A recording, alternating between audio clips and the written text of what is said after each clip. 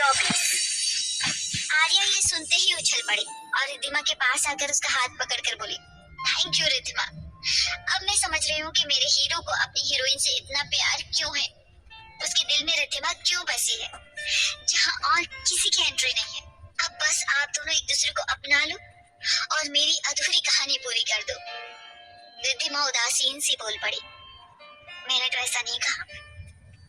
दुनिया काफी लंबी है आर्या, तुम नहीं समझोगी। आर्या मुस्कुराते हुए बोली, दिल करे तो माफ कर देना मेरे नालायक ब्रो को, जिसमें इतनी हिम्मत नहीं है कि अपने प्यार को ढूंढने की कोशिश करे एक बार और अपनी किस्मत आजमाने की कोशिश करे, पर उसे माफ करने से पहले 4 जूते भी मार सकती हो। रिद्धिमा कुछ बोली नहीं, क्योंकि उसके दिल में एक तूफान सा उठ चुका था। जहाँ उसे अरमान को देखने की, उसे मिलने की चाह थी, वहीं एक अनजान सा डर उसके दिल में समाया हुआ था, कहीं फिर से उसके प्यार का घोंसला बनकर बिखर न जाए। कहते हैं दूध की जली बिल्ली छाछ भी फूंक फूंक कर पीती है। आज रिद्धिमा की वही हालत थी, क्योंकि उसे अब खुद से ज्यादा गोलू की फिक्र थी और डर था उसे कोई छीन न ले, चाहे वो अरमान ही क्यों ना हो। लीजा अमेरिका से चेकअप करा के घर लौट आई थी और अरमान का फिर से वही रूटीन आरंभ हो गया था। सुबह हॉस्पिटल जाना, देर रात तक काम करना, फिर घर आकर ज्यादातर बिना खाए ही सो जाना। कभी कभी नशे में धुत होकर आना और अपने कमरे में पड़े पड़े कुछ न कुछ बड़बड़ाना। हाँ, सुबह जाते वक्त वो जरूर मम्मा की हेल्थ के बारे में पूछता था, पर कुछ दिनों से मम्मा में वो एक चेंज नोटिस कर रहा था। आजकल वो खुश रहती थी। उसे लगा था कि शायद आर्या के लौट जाने पर वो इतना खुश रहती है, पर वो भी जब सुबह उठकर मम्मा के कमरे में आता तो देखता आर्या और मम्मा हंस हंस कर बातें कर रही हैं और मम्मा के चेहरे पर ढेर सारी खुशी छलक रही है। उसे ये देखकर बहुत अच्छा लगता था कि तान्या के जाने के बाद मम्मा जिस तरह से उदास रहा करती थी, आर्या के आने से वो कम हो गई है। एक दिन जब वो अपने कमरे में अंदर आ रहा था तो उसकी नजर आर्या पर गई, जो मम्मा को अपने मोबाइल में कुछ दिखा रही थी और मम्मा के चेहरे पर जैसे 100 सूरज की रोशनी खिल रही थी। वो देखकर बहुत खुश हो रही थी। अरमान के मन में ये जिज्ञासा जाग उठी कि ऐसा क्या है जो मम्मा देखकर इतना खुश हो रही है। उसने सुना मम्मा कह रही थी, आर्या कब देखूंगी मैं उसे, I am so excited, can't wait. Arya हंसते हुए कुछ कहने जा रही थी और उसे देखते ही अपना मोबाइल बंद करते हुए बोली, आंटी मुझे देर हो रही है, मैं शाम को आपसे बात करूंगी। अरमान को लगा कि वो आर्या से पूछे कि ऐसा क्या है जो मम्मा देखने के लिए इतनी उतावली है, पर उसने सुना मम्मा कह रही थी, अरमान बेटा आप जल्दी घर आ जाया करो, आर्या को अब शाम को टाइम नहीं मिलता और मैं घर में अकेली बोर होती हूँ। मम्मा आप कुछ देर के लिए हॉस्पिटल आ जाया करो, आपको अच्छा लगेगा। नो नो वे, मैंने अपनी रिस्पॉन्सिबिलिटी बेन को दे दी है, वही संभाल लेंगे, मैं तो बस अब आराम करना चाहती हूँ। अरमान मम्मा की बात सुनकर थोड़ा आश्चर्य में था, क्योंकि लीजा जब बीमार थी तब भी कोशिश करती थी कि हॉस्पिटल जाए, पर अब तो जैसे उन्हें हॉस्पिटल से कोई मोह ही नहीं था। उस दिन शाम को अरमान की ड्यूटी खत्म होने पर उसने सोचा कि मम्मा के साथ थोड़ा टाइम बिताया जाए, पर जब वो घर पर आया तो मम्मा के कमरे में झांका और देखा कि वो किसी से हंस हंस कर बात कर रही थी। उनके एक्सप्रेशन बता रहे थे कि वो बहुत ज्यादा उतावली है। अरमान ने सुना कि वो कह रही थी, अब मैं बस कब इंडिया जाऊं, इसी का इंतजार है, आई एम वेरी एक्साइटेड अमन। फिर दूसरी तरफ की बातें सुनते हुए वो खिलखिलाकर हंस पड़ी और अपनी हंसी रोकते हुए बोली, oh my god so sweet, I love him. Arman को मम्मा की बातें समझ ही नहीं आई। वो कुछ देर वैसे ही खड़ा रहा, फिर अपने कमरे में आ गया। वो फ्रेश होकर आया ही था कि आर्या उसके कमरे में झांकते हुए बोली, ब्रो मैं आ जाऊं। अरमान के कुछ कहने से पहले ही वो उछलती हुई अंदर आ गई और अरमान ने देखा उसके हाथ में प्लेट थी जिसमें कुछ था। अरमान के इधर उधर देखते ही आर्या ने प्लेट उसकी तरफ बढ़ाई और कहा, आपके लिए गर्मा गर्म। अरमान देखते ही चौंक गया। उसने सुना आर्या कह रही थी, आपको तो पता ही नहीं होगा, खाकर देखो। और उसके कुछ कहने से पहले ही आर्या ने प्लेट से 2 चम्मच लेकर उसके मुंह में ठूंस दिया और अरमान को फिर से झटका लगा। बिल्कुल वैसा ही टेस्ट जैसा रिद्धिमा बनाती थी। उसे याद आया उसके घर में हर रविवार को रिद्धिमा ये डिश बनाती थी, क्योंकि पापा को बहुत पसंद थी। अरमान को मीठा बिल्कुल पसंद नहीं था, पर इसे खाने के बाद वो भी इसका आदी हो गया था। उसके मुंह से निकल गया, रवा केसरी। अरे आपको इसका नाम कैसे पता? वैसे आंटी आंटी ने बताया कि आपको मीठा बिल्कुल पसंद नहीं, इसलिए डरते डरते बना लाई। आंटी को तो बहुत पसंद आया। ये तो इंडियन फूड है, तुमने कहाँ से सीखा? अरे वर्ल्ड टूर पर गई थी, इंडिया भी हुआ ही मैं, वहाँ एक लड़की से सीखा। ब्रो सच कहूँ, क्या खाना बनाती है, क्या पेंटिंग करती है। सुना है अपने पति की पेंटिंग बनाई है, देखकर मैं तो दंग रह गई, प्रोफेशनल आर्टिस्ट से भी बढ़कर। और पता है ब्रो, मैंने उससे और भी कुछ इंडियन रेसिपी सीखी, जैसे उपमा, ब्रेड उपमा, ओट्स उपमा, शाही कचौड़ी। सुन रहे हो ना ब्रो? आपने ये सब खाए कभी? मैं खिलाऊंगी आपको बनाकर। अरमान सुन तो रहा था, पर कहीं और खोया हुआ था। ये सारी चीजें एक ही लड़की उसे बनाकर खिलाती थी, जिसने उसकी पेंटिंग बनाई थी, जिसके बनाए पकवानों का कोई जवाब ही नहीं है। उसने सुना आर्या कह रही थी, ब्रो आपको पसंद नहीं आया, कुछ और बनाकर लाऊं? अरमान ने नामे सिर हिलाते हुए प्लेट को अपने हाथ में ले लिया और खाने लगा। आर्या मन ही मन मुस्कुराई, फिर बोली, पता है ब्रो, उस लड़की की लाइफ में बड़ी ट्रेजेडी हुई। बचपन में उसके पापा छोड़कर चले गए, फिर मम्मा की डेथ हो गई। किसी मुंह बोले अंकल ने उसे अपनी बेटी जैसा पाला। फिर अचानक एक दिन उस अंकल की बेटी से उसकी शादी हो गई, जो कहीं बाहर रहता था, यानी इंडिया से बाहर।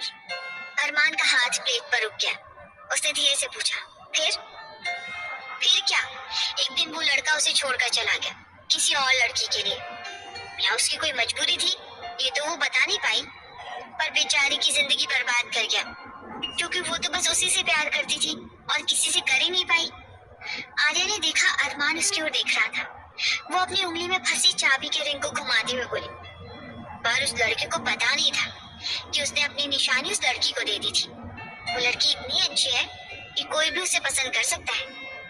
असल में उसके बचपन का दोस्त उसे बहुत चाहता है, और वो लड़की चाहती तो अपने बच्चे को अबॉर्ट करके आराम से अपनी जिंदगी गुजार सकती थी। पर उसे अपने अंकल का ख्याल आया, जिन्होंने इस लड़की के लिए अपनी बेटी को त्याग दिया था, और उसने सोच लिया कि उनके हक को वो नहीं छीनेगी, और उसने अपनी जिंदगी अकेले गुजारने का फैसला किया। और अचानक उसने सुना अरमान ने कांपते हुए स्वर में पूछा, तुम कहाँ गई थी आर्या? आर्या ने अपनी आंखें घुमाते हुए कहा, क्या नाम था उस शहर का? आजकल मुझे याद भी नहीं रहता। मुंबई नहीं यार, नागपुर, वो कुछ कुछ प से था। पुणे? अरमान के मुंह से निकल गया। अरे वाह, आपने तो बिल्कुल सही बताया ब्रो। और उस लड़की का नाम था? अरमान के होंठ थरथराए। रिद्धिमा। आर्या ने ताली बजाई और चिल्लाई, वाह यू आर ग्रेट ब्रो, आपको तो सब पता है, सुपर्ब। पर अरमान उसकी बातों पर ध्यान न देते हुए उठ खड़ा हुआ और उसका हाथ पकड़ते हुए भरे स्वर में बोल पड़ा, आर्या टेल मी, तुम जो कह रही हो सच है, सब कुछ सच है, प्लीज प्रॉमिस मी, ये सब झूठ नहीं है। आर्या अरमान के हाथ को पकड़कर उसे थोड़ा दबाते हुए मीठे स्वर में बोली, सब सच है bro, god promise. I went there, Riddhima, uncle, आपका बेबी, सबसे मिलकर आई हूँ मैं। अरमान के गले से बस इतना निकला, मेरा बेबी? वो मेरा बेबी है? आर्या मुस्कुराते हुए बोली, हाँ 100% आपका है, बिल्कुल आपके जैसा। आपको तो शायद पता भी नहीं होगा ना ब्रो। उसने अरमान की ओर देखा और उसकी हालत देखकर आर्या की आंखें भर आईं। वो शायद कुछ कहना चाहता था, पर बस होंठ कांप रहे थे, कोई आवाज नहीं निकल रही थी, पर आंखों से आंसू गिरकर उसकी कमीज को भिगो रही थी। आर्या कुछ देर उसे ऐसे ही देखती रही, फिर मोबाइल खोलकर अरहान का फोटो उसके सामने रखते हुए बोली, ये है अरहान, बेबी अरमान। अरमान उस तस्वीर को देखते ही पलक झपकते ही मोबाइल को आर्या से छीन लिया और उस तस्वीर को बेतहाशा चूमने लगा। आर्या चुपचाप उसे देखती रही, फिर धीरे से बोली, ब्रो बहुत नाराज है वो। अरमान समझ गया कि वो किसकी बात कर रही है। वो आंसू भरी आवाज में किसी तरह बोला, माफ नहीं करेगी? माफी मांगने का तरीका अगर आपको आता हो तो किसी पत्थर दिल से भी माफी मिल सकती है। रिद्धिमा क्या चीज है? वो तो एक बहुत ही सॉफ्ट दिल वाली लड़की है, जो खामोश रहकर भी सब कुछ सहना जानती है, पर किसी पर इल्जाम लगाना नहीं। लीजा अपने कमरे में बैठी थी, पर उसका दिल जोर जोर से धड़क रहा था। उसे पता था आज आर्या अरमान से बात करने वाली थी, और कुछ देर पहले आर्या उनके पास आई थी और बस इतना ही कहा था, प्लानिंग सक्सेसफुल आंटी, पर ब्रो को थोड़ा टाइम चाहिए। लीजा तो कब से इंतजार कर रही थी थी कि अरमान से बात करे। जब से आर्या वापस आई थी और रिद्धिमा और अरहान के बारे में बताया था, तो पहले तो वो सन्न रह गई थी, पर धीरे धीरे सहज होते हुए हर चीज को समझने की कोशिश में लगी हुई थी। और अब वो समझी कि अरमान इंडिया से वापस क्यों नहीं आना चाहता था, तानिया के जाने के बाद क्यों आ गया और क्यों इतना उदास रहता था, और तानिया से शादी के पहले वो क्यों इंडिया गया था। क्यों अमन को जब उसने खुशी खुशी अरमान की शादी की बात बताई तो वो इतने नाराज हुए। क्यों उसके बाद अमन ने कभी फोन नहीं किया, और अंत में तानिया इस तरह क्यों डिवोर्स लेकर चली गई। हर घटना को उसने एक के बाद एक रखा और सारा रहस्य जैसे खुल गया। उसे अब एक अपराध बोध ने जकड़ लिया था कि उसकी वजह से अरमान को इतनी तकलीफ सहनी पड़ी। जब अरमान इंडिया से आने के बाद उदास रहा करता था तो लिजा को थोड़ा शक हुआ था, पर उसने उस शक को कोई भाव नहीं दिया, क्योंकि उसके स्वार्थ या भय ने उसे गिरफ्त में ले लिया था। लिजा कभी नहीं चाहती थी कि अरमान का दिल इंडिया में बस जाए, और जब उसने उसे उदास देखा तो यही डर समा गया कि हो न हो अरमान का दिल इंडिया में लग गया है, और उसने अपने इस डर को हावी होने से पहले ही छुपा देना या खत्म करना चाहा। इसलिए जब उसे अपनी बीमारी का पता चला तो उसने दुहाई देकर अरमान को तान्या से शादी के लिए राजी कर लिया था। पर उसे ये बात बिल्कुल ज्ञात नहीं थी कि उसका बेटा अपनी मम्मा से कुछ कम नहीं है। उसने भी वही गलती की है जो उसकी मम्मा ने की थी। लिजा के कैंसर ठीक होने के बाद उसे एहसास होने लगा था कि जिंदगी बहुत छोटी है, और उस जिंदगी को अपनों के साथ बिताना एक अलग ही मायने रखता है। इसलिए उसने खुद आगे बढ़कर अपने भाई बहन से बात की थी। बहन अपनी बहन की बीमारी की बात सुनकर दौड़ा चला आया था। इससे लिजा को एहसास हुआ कि अपने तो अपने ही होते हैं, चाहे बीच में कितनी भी गलतफहमियां हो, दूरियां हो। जब जरूरत हो तो यही अपना साथ निभाते हैं। और उसे अमन की भी बहुत याद आती थी, और बार बार इस बात से दिल कचोटता रहता था कि अगर वो अमन से शादी नहीं करती तो अमन का अपना एक परिवार होता जो इस समय उसके साथ होता। लिजा से शादी के कुछ वर्षों में ही अमन के माता पिता की मृत्यु हो चुकी थी और अमन का कोई रिश्तेदार नहीं था। जब अमन की माँ मृत्यु शैया पर थी तो उन्होंने लिजा से वादा लिया था कि वो कभी भी अमन को छोड़कर नहीं जाएंगी, क्योंकि उन्हें डर था कि एक दिन लिजा को अपना देश याद आ जाएगा और वो लौट जाएगी। पर लिजा ने अपना प्रॉमिस नहीं निभाया था और अपने पेरेंट्स के सपनों को पूरा करने के लिए अमन को अकेला छोड़ दिया था। पर अब उसका दिल घबराता रहता था कि अमन को भी एक सहारे की जरूरत होगी जो उन्हें अरमान के सिवा और कोई नहीं दे सकता, और अरमान इंडिया नहीं जा सकता क्योंकि उसे लिजा का हॉस्पिटल संभालना है। तब उसने सोच लिया था कि चाहे अरमान यहाँ रह जाए, वो कोशिश करेगी कि इंडिया वापस लौट सके, और इसी वजह से उसने अपने भाई बहन और अरमान के नाम हॉस्पिटल लिख दिया था। पर मुश्किल ये थी कि तानिया के जाने के बाद अरमान बहुत अकेला हो गया था। अब लिजा पति और बेटे में से किसे चुनेगी, इस उलझन में थी। पर जब आर्या ने उसे आकर बात बताई तो जैसे उसे अपनी मंजिल मिल गई। पर शायद हर इंसान के जीवन में उम्र का एक ऐसा पड़ाव आता है जब उसे दौलत, चाहत, उच्चाभिलाषा से कहीं बहुत सही अपनों का साथ लगता है। जब उसकी शक्ति क्षीण होने लगती है तो उसे एक शांत और सहज जीवन की आकांक्षा होने लगती है। लिजा भी उसी दौर से गुजर रही थी, और अब वो चाहती थी कि अगर अरमान को कोई आपत्ति ना हो तो वो हॉस्पिटल अपने भाई बहन के हवाले करके इंडिया चली जाए, जहां अपने भरे पूरे परिवार के साथ बाकी जिंदगी चैन से गुजार दे।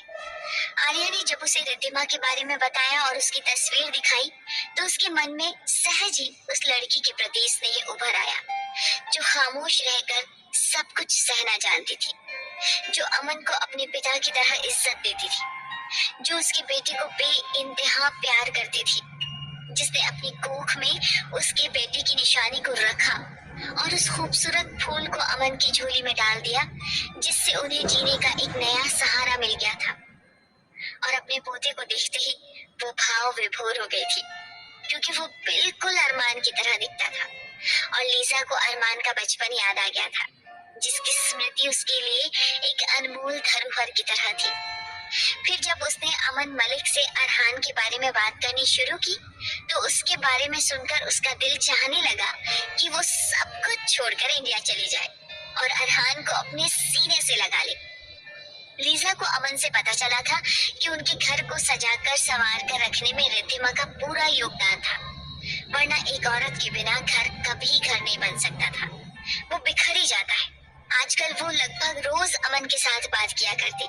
अमन अरहान की बात सुलभ शैतानियों के बारे में बताया करते थे, जिसे सुनते हुए लीजा उन दिनों में खो जाती थी जब नटखट अरमान इन्हीं शैतानियों को करके उसे परेशान करता था।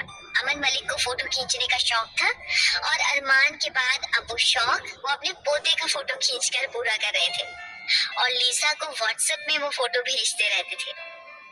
लीजा अब खुद अरमान से इस बारे में बात करना चाहती थी क्योंकि अब वो अपना धीरज खो रही थी, पर आर्या ने उन्हें रोक दिया था और उसने वादा किया था कि अरमान ब्रो को सब पता चलते ही वो इंडिया जाने को तैयार हो जाएंगे। लीजा इन्हीं बातों को सोचते हुए काफी देर से अरमान का इंतजार कर रही थी, पर जब अरमान उनके कमरे में नहीं आया तो वो बेचैन होकर उठ बैठी और अरमान के कमरे की ओर चल दी।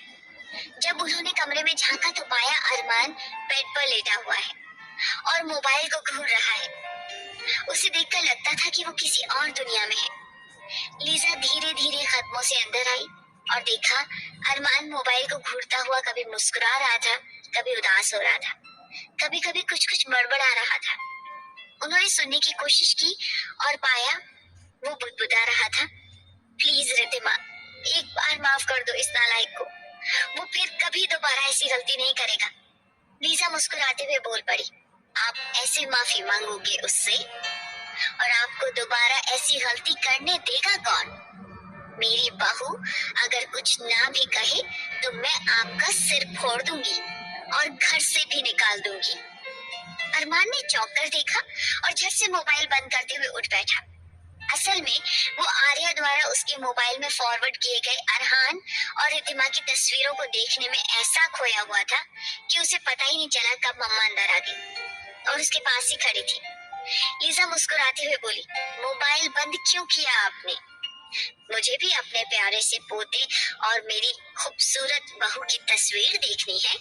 उनकी बात सुनते ही अरमान की आंखें चमक उठी और चेहरे पर एक सलज्ज मुस्कान तैर गई और फिर वो उदास होकर बोला, पर मम्मा आपका हॉस्पिटल, आपका सपना। लीजा उसके पास बैठकर मुस्कुराते हुए बोली, मेरा सपना अब मेरा हॉस्पिटल नहीं है अरमान, क्योंकि मैंने उस पर जिसका हक था उसे दे दिया है। और आप जानते हैं आपके मामा मुझसे भी बेहतर हॉस्पिटल रन कर सकते हैं, पर अब मेरा सपना है मेरे बेटे का सपना पूरा करना और मेरे पोते के साथ खेलना। और मैं चाहती हूँ मेरा वो सपना अब जल्द से जल्द पूरा हो। मम्मा के मुंह से ये बात सुनकर अरमान की आंखों में जैसे 1000 दिए एक साथ जल उठे। उसने तो सिर्फ और सिर्फ मम्मा के लिए ही अपने सपनों को कुचल डाला था, अपने अरमानों का गला घोंट दिया था। वो चाहता था उसकी मम्मा हर हाल में खुश रहे, पर शायद एक माँ का भी सपना यही होता है कि उनके बच्चे खुश रहें। उसने सुना लीजा कह रही थी, आपके पापा से एक हिंदी कहावत बार बार सुनती थी, सुबह का भूला जब शाम को घर लौट आए तो उसे भूला नहीं कहते। तो हम भी भूला नहीं कहलाएंगे बेटे और वो हमें अपना लेंगे।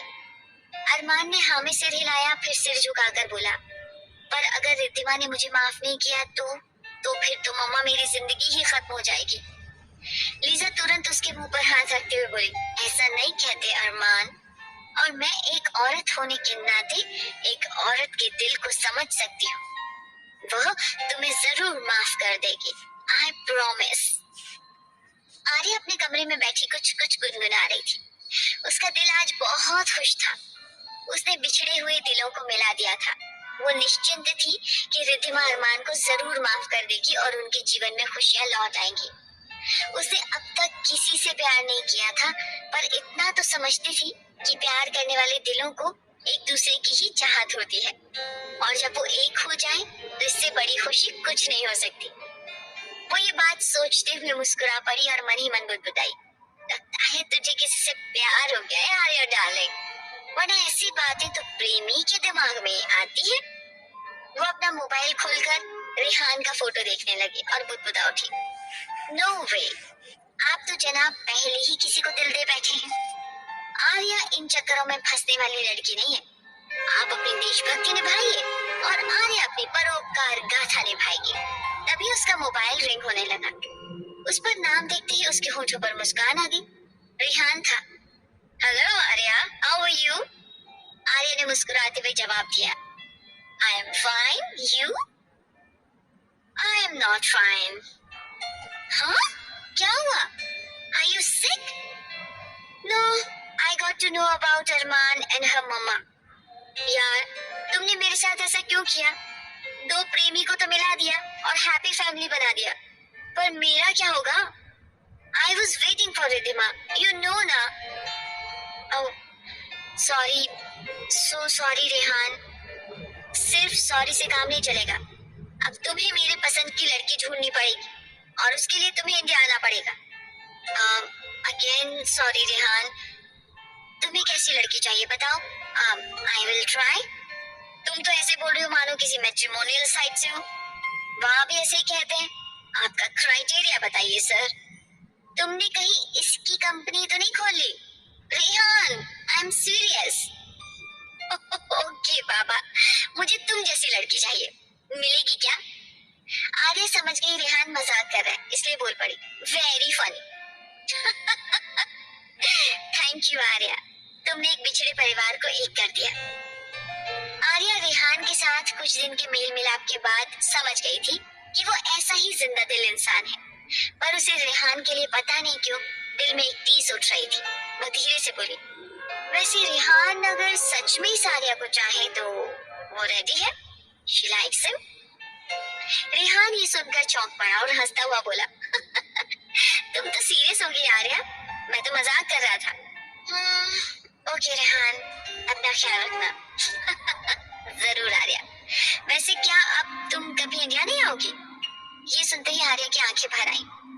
क्या फायदा, तुम तो फ्रंट पर रहोगे, देश की जिम्मेदारी जो ली है। रेहान थोड़ी देर चुप रहा, फिर बोला, अगर तुम आओगी तो मैं तुमसे मिलने जरूर आऊंगा। हर इंसान की जिंदगी में कोई ना कोई होता है जिसे देखकर, जिसे बातें करके खुशी मिलती है। रिद्धिमा के साथ मेरी दोस्ती अब भी बरकरार रही, पर अब उसकी फैमिली होगी, वो और ज्यादा व्यस्त होगी, ढेर सारी जिम्मेदारियां होंगी उस पर। उसे अब मुझसे मिलने के लिए वक्त निकालना पड़ेगा। पर मैं जानता हूँ तुम इंडिया आओगी तो मेरे लिए कम से कम थोड़ा बहुत इंतजार तो करोगी और मुझे तुमसे मिलने की चाह होगी। अब मैं समझ गई हूँ कि आंटी और अरमान ब्रो दोनों इंडियन से प्यार क्यों कर बैठे। तुम लोग यार हो ही ऐसे बातों के जादूगर, बातों से ही दिल जीत लेते हो।